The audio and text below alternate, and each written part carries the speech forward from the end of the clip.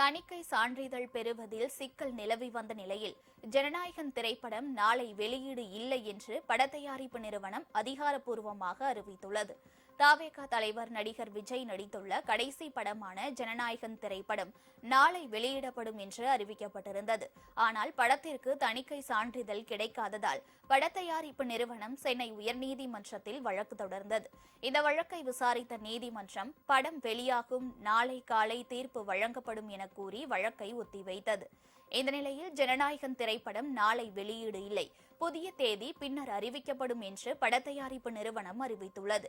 வெளியீட்டு தேதியில் விசாரணை நடைபெறும் என்பதால் இந்த முடிவு எடுக்கப்பட்டுள்ளதாகவும் தெரிவித்துள்ளது. படம் திட்டமிட்டபடி வெளியாகாததால் ரசிகர்களிடம் தயாரிப்பு நிறுவனம் வருத்தமும் தெரிவித்துள்ளது.